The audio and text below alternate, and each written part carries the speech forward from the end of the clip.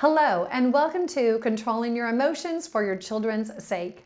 I'm Liz Weaver of Learning Success, and I'll be your host for this exciting video series. This is an initiative to help you understand how your own emotions affect your children and what to do about it to raise stronger, more resilient children. In this video series, you will hear from educational professionals and parents alike, giving you a well-rounded perspective from a variety of viewpoints.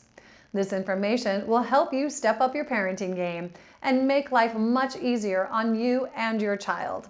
In today's video, we have Victoria Shaw.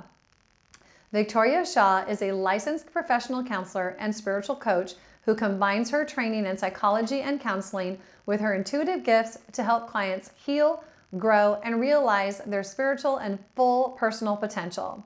She specializes in working with highly sensitive and intuitive children and teens and their parents to help them heal their hurts, open their hearts, and reach their highest potential.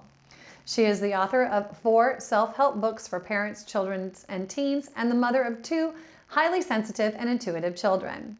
You can find more information about her at victoriashawintuitive.com and victoriashawpsychotherapy.com. In this video, she talks about why it is so difficult to control our emotions. She points out that one reason is that our children have been genetically engineered to push our buttons. Let's take a look at her video. So how can we stay emotionally calm and control our emotions when we are parenting our children? I love this question, and it's something I work with a lot of my clients on as a parent consultant and as a counselor. And I think it is something that is, as a parent myself, it is something that is really, really hard to do, but also essential to master as much as you can. And so I think the first question is, why is it so difficult? And I often teach parents or say to parents, and this has been my experience, that our children, it's almost as if they're genetically engineered to push our buttons. More than all of our other relationships, our children oftentimes can really bring out the big reactions in us. And this is for a couple of reasons. First of all, a lot of us have the false idea that our children are extensions of us. And society reinforces this as well. And we even call them our children, as if they are our, they belong to us. But in fact, we know our children are independent creatures. They do not belong to us. They're their own little human beings. But society often holds us responsible for their behaviors, for their successes, for their failures. And so because sometimes we don't appreciate that they are not of us, we can take the experience of parenting and their own experiences very, very, very personally. And whenever you take something so very personally, it is more likely to push your emotional buttons. So that's the first reason. The second reason why I think parenting can be so emotionally challenging is based on our own past experiences being a child and being parented ourselves. And when we have children and when we become parents, what happens is we begin to re-experience our own childhood again through our children's eyes.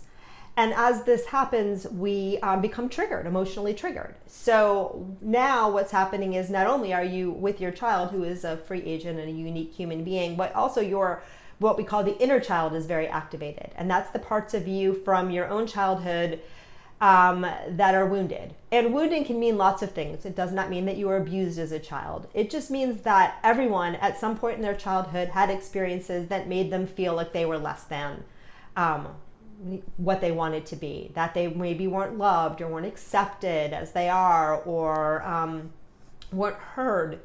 And so when we have these little wounds, and they can be big wounds if you've had really, some people have had really, truly traumatic childhood experiences, but they can also be little wounds, like just the time when you had a really bad tummy ache and your mom said, suck it up, you're fine, and you really didn't feel fine. It could be something as tiny as that. And again, whether you had phenomenal parents or whether you had not so phenomenal parents, no parent is perfect. So we all have these little dings and scrapes that we bring with us to adulthood. From our childhood.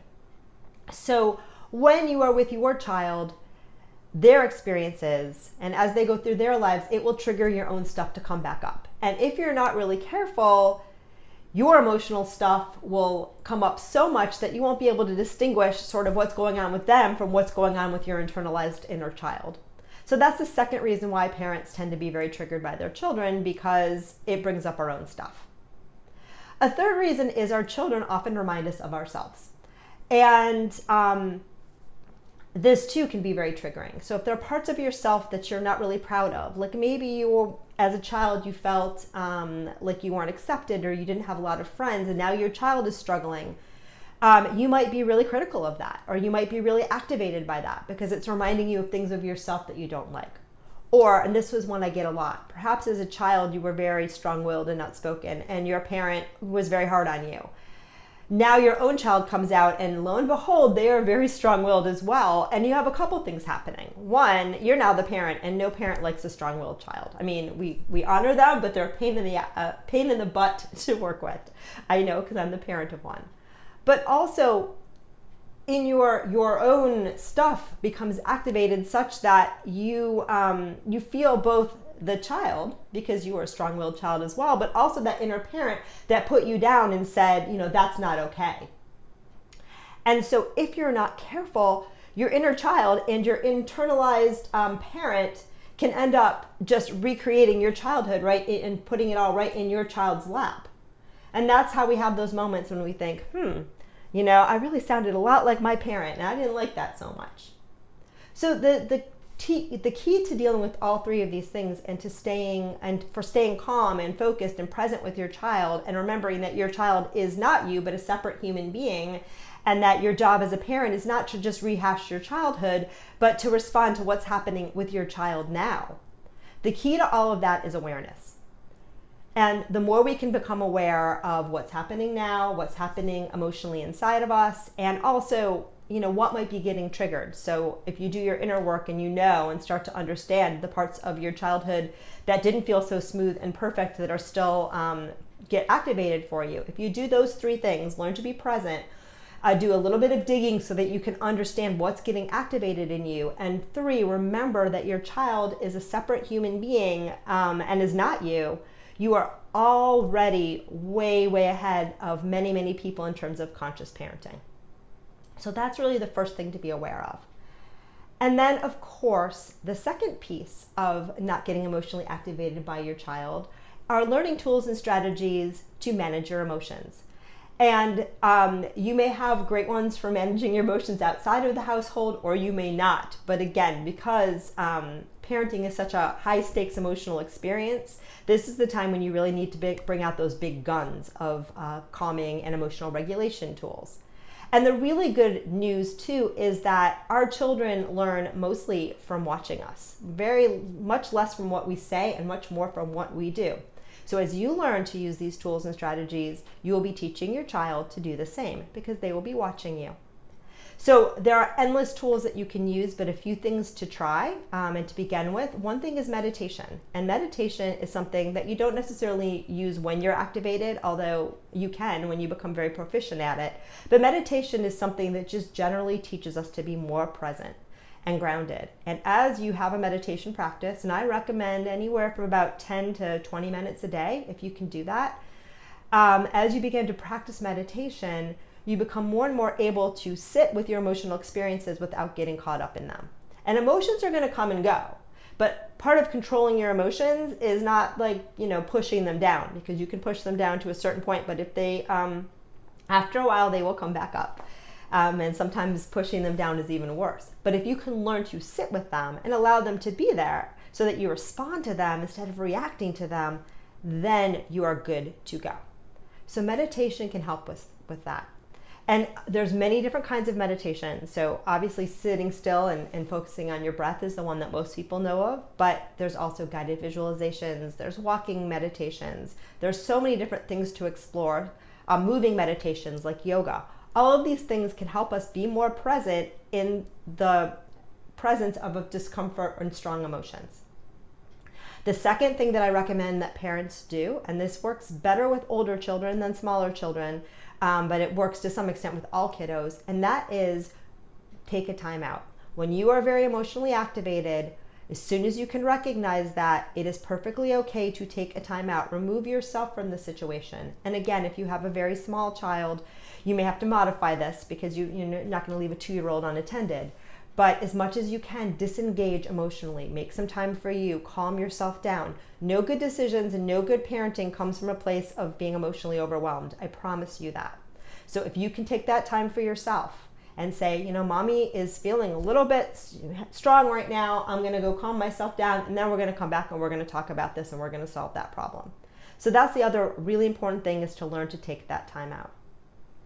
Other tools and strategies that you can find elsewhere are things like deep breathing, naming what you're feeling, naming your emotions. This is another great one to show your kids. So saying, I'm feeling angry right now, I'm feeling frustrated.